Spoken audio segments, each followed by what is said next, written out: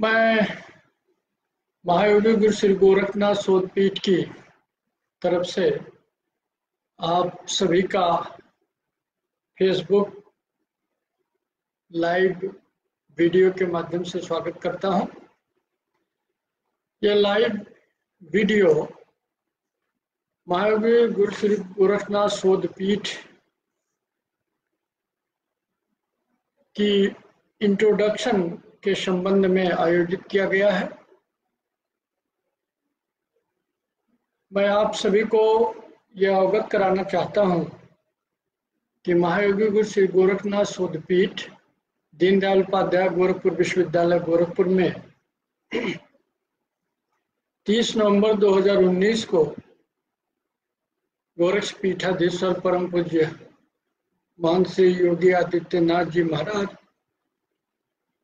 और विश्वविद्यालय अनुदान आयोग के अध्यक्ष प्रोफेसर धीरेन्द्र पाल सिंह जी द्वारा शिलान्यास किया गया। उसके एक वर्ष पूर्व से ही हम लोग इस शोधपीठ की स्थापना के लिए प्रयासरत थे और जैसा हम सभी को विदित है कि दीनदयाल उपाध्याय गोरखपुर विश्वविद्यालय गोरखपुर की स्थापना पंडित गोविंद बल्लभ पंत के मुख्यमंत्रित्व काल में 1 मई सन 1950 को हुआ था। तब से ही यह महसूस किया जा रहा था कि चूंकि गोरखपुर शहर में नाथ पंथ का सर्वोच्च पीठ श्री गोरक्ष पीठ विद्यमान है, अतएव नाथ पंथ के इतिहास, दर्शन, उद्भव और विकास पर एक शोध केंद्र की स्थापना हो, यह अकादमिक जगत में चर्चा का विषय था। परंतु लगभग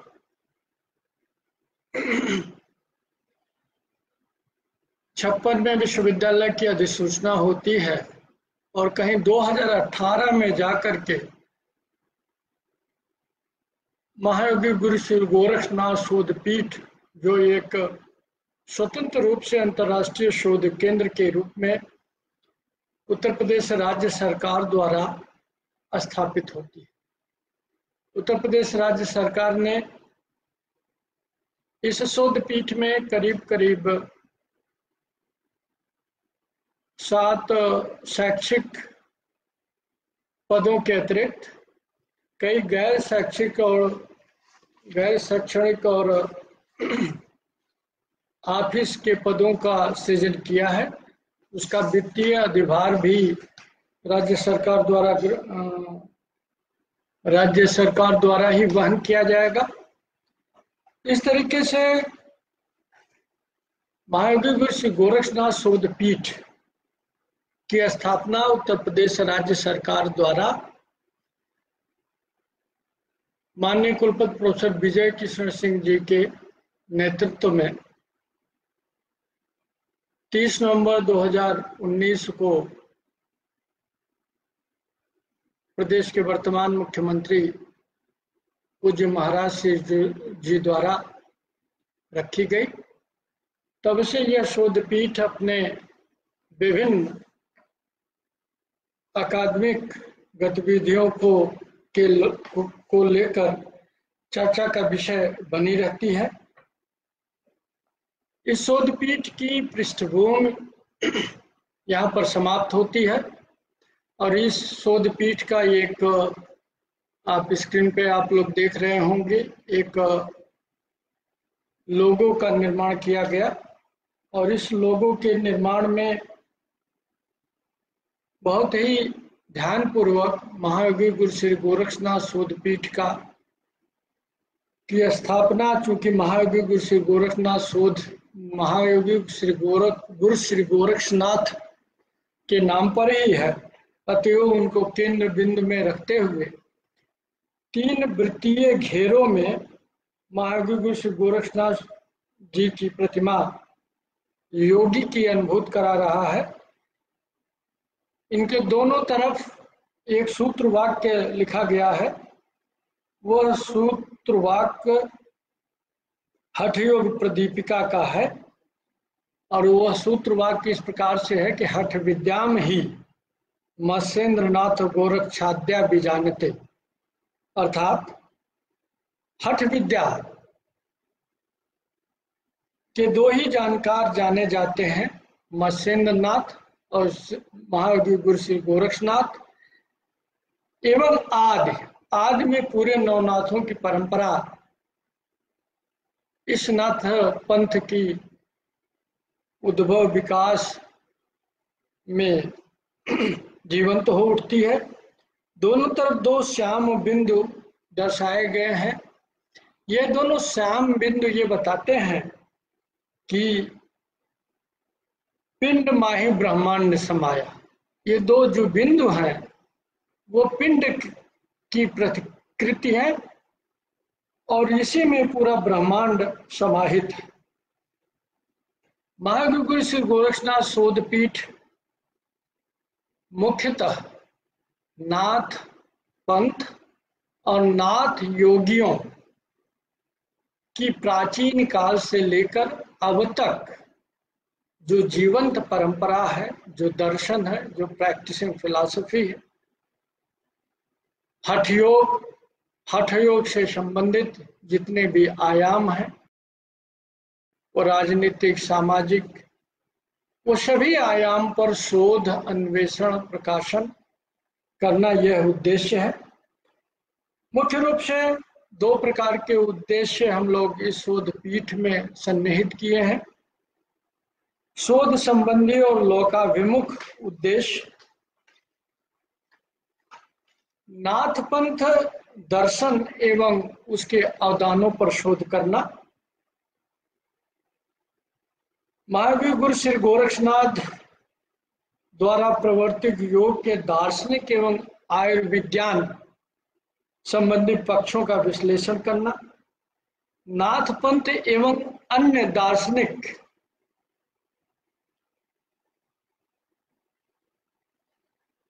धाराओं से उसका अंतर संबंध स्थापित करना। और सबसे महत्वपूर्ण जो इस शोध पीठ का केंद्रस्थ कार्य है वह है नाथपंथ विश्वकोश का निर्माण। जैसे जैसे शोधार्थी, शोध अन्वेषक, शोध विश्लेषक महायोगी गुरु श्री गोरक्षनाथ पर अध्ययन कर रहे हैं, वैसे वैसे ये पता चल रहा है कि महायोगी गुरु गोरक्षनाथ स्वयं एवं उनके अनुयायी भारतीय प्रायद्वीप के सभी देशों में अपने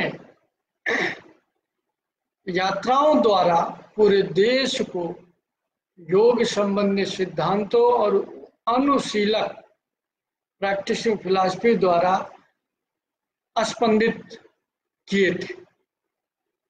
कोई ऐसी भाषा नहीं है भारतवर्ष की जिसमें महायोगी गुरु गोरक्षनाथ के बारे में कुछ लिखा न गया हो, कुछ शोध न किया गया हो, उनका कोई आसन वहां न हो, कोई पीठ न हो, कोई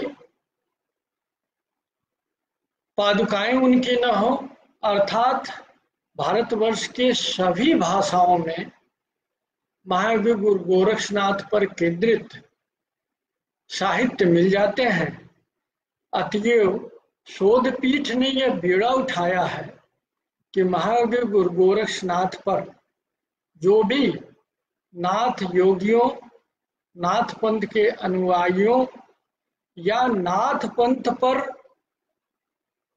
शोधार्थियों, शोध विश्लेषकों द्वारा जो भी कार्य किया गया हो उसको एक जगह नाथ पंथ विश्वकोश में, इंसाइक्लोपीडिया ऑफ नाथ पंथ में संग्रहित कर प्रकाशित किया जाए।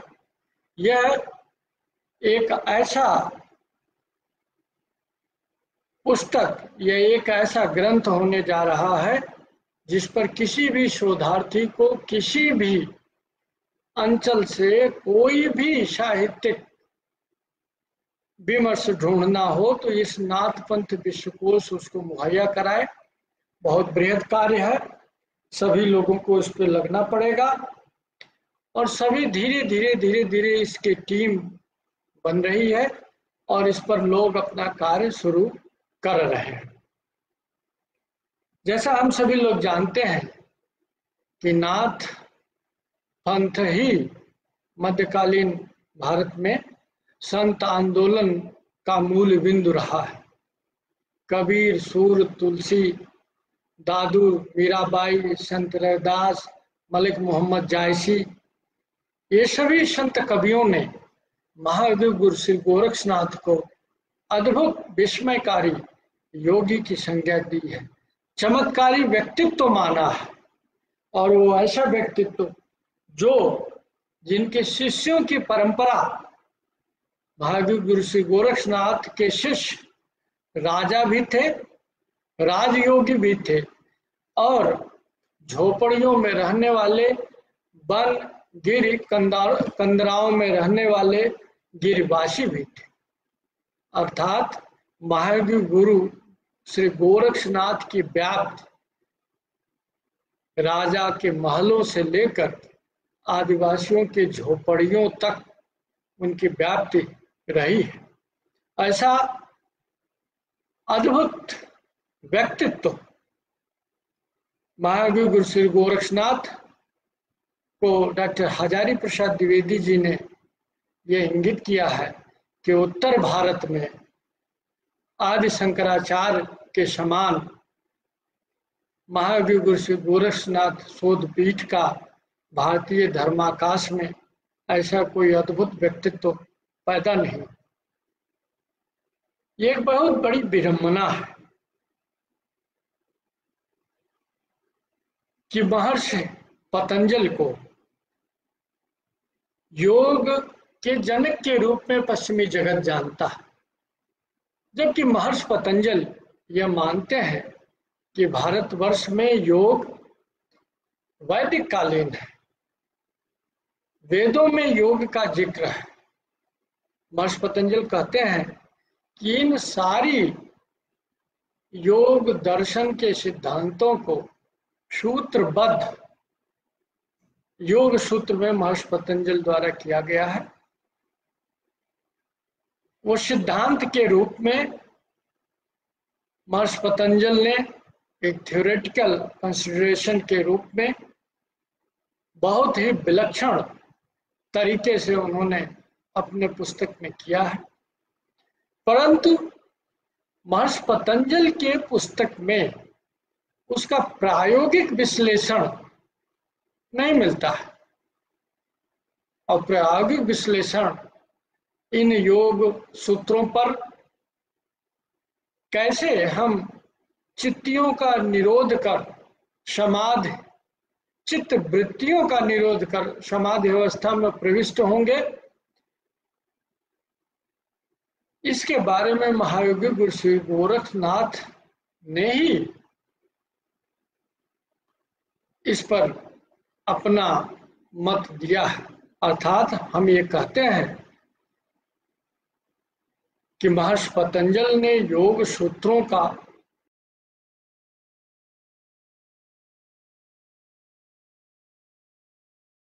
प्रैक्टिकल कंसिडरेशन, उसको प्रैक्टिस में लाने का श्रेय महादेव गुरु गोरक्षनाथ को जाता है। जो विभिन्न आसन हम लोग आजकल योग में केवल आसन पर ध्यान देते हैं, जबकि योग केवल आसन नहीं है, ये सारे आसन हठ योग प्रदीपिका में वर्णित है और नाथ योगियों के नाम पर बहुत ऐसे आसन हैं दिए गए हैं। इसका विस्तृत विश्लेषण नाथ योगियों ने किया है। अर्थात हम ये कह सकते हैं कि महायोगी गुरु श्री गोरक्षनाथ ने योग को ऋषियों, महर्षियों, मुनियों के अध्ययन के विषय विश्लेषण से निकालकर सर्वजनीन बना दिया।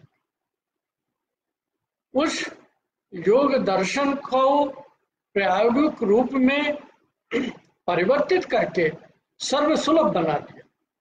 और यह सर्वसुलभता ही योग को आज, जब 21 जून को अंतर्राष्ट्रीय योग दिवस के रूप में भारतवर्ष के ऋषियों मुनियों के प्रसाद को वैश्विक स्वीकृत और मान्यता मिलती है, तो कहीं न कहीं उस वैश्विक स्वीकृत में महायोगी गुरु श्री गोरक्षनाथ का अवदान प्रमुखता से दिखाई देता है।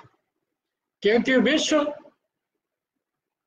योग को उसके प्रायोगिक पक्ष से ही जान रहा है आजकल, और प्रायोगिक पक्ष योग दर्शन का महायोगी गुरु श्री गोरक्षनाथ के अवदान को यदि हम नहीं प्रदर्शित कर पाए और नहीं मानवता को बता पाए, तो ये महायोगी गुरु श्री गोरक्षनाथ के प्रति अन्याय हो। हम सभी का कर्तव्य है कि 21 जून अंतर्राष्ट्रीय योग दिवस के पीछे जो योग का प्रायोगिक पक्ष है और योग का प्रयोगीकरण महायोगी गुरु श्री गोरक्षनाथ ने किया है, यह हमेशा याद रखें। और इस अर्थ में महायोगी गुरु गोरक्षनाथ का के प्रायोगिक योग दर्शन की प्रासंगिकता आज 21वीं सदी में कहीं और अधिक बलौती और बढ़ गई है। आजकल हम लोग करीब पिछले जनवरी से एक वैश्विक महामारी के चंगुल में फंसे हुए हैं, और वैश्विक महामारी के चंगुल में जिसका नाम कोविड-19 या कोरोना वायरस के नाम से हम लोग जानते हैं, और उस महामारी से लड़ने का सबसे प्रभावी कदम अगर कोई है तो वह योग और यौगिक क्रियाएं हैं। और योग और यौगिक क्रियाएं जब पुनः प्रयोग में लाई जाती है तो महायोगी गुरु श्री गोरक्षनाथ का स्मरण स्वतः होता है। ऐसी अद्भुत विराट व्यक्तित्व का अध्ययन, उनके प्रैक्टिसिंग फिलॉसफी का अध्ययन, शोध, प्रकाशन इस महायोगी गुरु श्री गोरक्षनाथ शोध पीठ का उद्देश्य है। हम लोगों ने इसके उद्देश्य को 5 वर्षों की कार्य योजना में बांटा था। प्रथम वर्ष हम लोगों ने इसमें अवस्थापना और नियुक्ति संबंधी कार्य रखा था, और अवस्थापना संबंधी कार्यों में जहां पर इस शोध पीठ की बिल्डिंग बननी है वहां पर इसके भवन 4 मंजिला भवन का निर्माण कार्य उत्तर प्रदेश राज्य निर्माण निगम द्वारा शुरू कर दिया गया है। शोध पीठ में नियुक्ति संबंधी कार्य के लिए विज्ञापन हो चुका है। विभिन्न साहित्यिक सामग्रियों का संकलन शुरू हुआ है, और इसी वर्ष हम लोगों ने इस शोध पीठ का एक केंद्रस्थ बिंदु नाथपंथ विश्वकोश का निर्माण अपने कार्य योजना में हम लोग ले लिए हैं। और नाथपंथ विश्वकोश के निर्माण के लिए हम लोगों ने 2 कार्यशालाओं का भी आयोजन किया है। इन कार्यशालाओं में नाथपंथ विश्वकोश का क्या स्वरूप होगा और कैसे इस पर हम लोग आगे की कार्रवाई शुरू करेंगे, यह कार्य योजना बन चुकी है। टीम का निर्माण धीरे धीरे हो रहा है। जैसे ही शोध पीठ अपने शैक्षिक मानव संसाधन से संतृप्त होगी, इस कार्य पर तेजी से कार्य हम लोग करेंगे। हम लोगों ने इसके वेबसाइट का भी निर्माण किया है, और कल सोमवार 18 मई 2020 से यह लॉकडाउन को हम लोगों ने अवसर के रूप में लेते हुए यह संकल्पित किया है, यह संकल्पना में हम लोग ले आए हैं। अपने युवा साथियों की एक बहुत ही अद्भुत टीम हमने तैयार किया है। उसमें सात हमारे युवा साथी हैं। ये सप्तर्षियों के भांति इस मुहिम में हमारे साथ हैं और हम लोगों ने यह संकल्पित किया है कि कल यानी सोमवार 18 मई 2020 से प्रति सप्ताह फेसबुक लाइव वीडियो के माध्यम से विशेषज्ञों का हम व्याख्यान आयोजित करेंगे और ये व्याख्यान सोमवार, बुधवार और शुक्रवार को इसी समय यानी अपराह्न 1:30 बजे 1:30 PM पर यह आयोजित होगा। और कल सोमवार 18 मई 2020 को दीनदयाल उपाध्याय गोरखपुर विश्वविद्यालय गोरखपुर के माननीय कुलपति प्रोफेसर विजय किशन सिंह जी इस व्याख्यान माला का उद्घाटन करेंगे और उद्घाटन व्याख्यान सिग्निफिकेंस ऑफ योग इन पैंडेमिक यन कोविड-19 विषय पर सुनिश्चित किया गया है। इसके बाद बुधवार को जंतु विज्ञान विभाग के पूर्व अध्यक्ष प्रोफेसर DK सिंह साहब का व्याख्यान है स्पिरिचुअलिटी, जीन एंड यन कोविड-19। शुक्रवार का व्याख्यान डॉक्टर प्रदीप कुमार राव जी द्वारा श्री गोरक्षनाथ मंदिर की महंत परंपरा और उसका अवदान विषय पर केंद्रित है। हम लोग जब प्रति सप्ताह जब भी यह शुरू होगा तो हम अगले सप्ताह की पूरी रूपरेखा इस लाइव चैट के माध्यम से हम लोग रखेंगे और यह व्याख्यान माला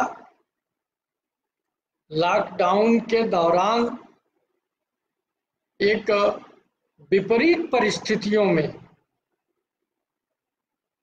मानवता के विरुद्ध एक महामारी से जूझने की परिस्थितियों में शुरू किया गया है।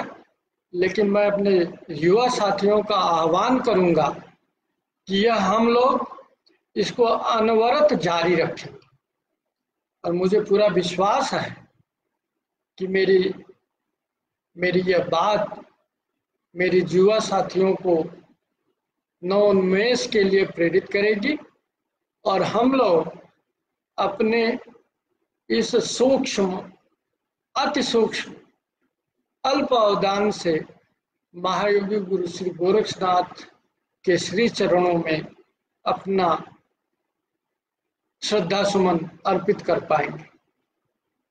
धीरे धीरे करके हम इस व्याख्यान माला को संयोजित करेंगे और इस व्याख्यान माला की श्रृंखला को हम एक पुस्तक के रूप में इन्हीं युवा साथियों के संपादन में प्रकाशित करने की योजना पर भी कार्य कर रहे हैं। मैं इन्हीं संक्षिप्त इंट्रोडक्शन महायोगी गुरु श्री गोरक्षनाथ शोध पीठ के बारे में और आगामी कार्यक्रमों के बारे में रखते हुए अपनी वाणी को विराम देता हूं और व्याख्यान को समाप्त करने की कोशिश करता हूं। बहुत बहुत धन्यवाद।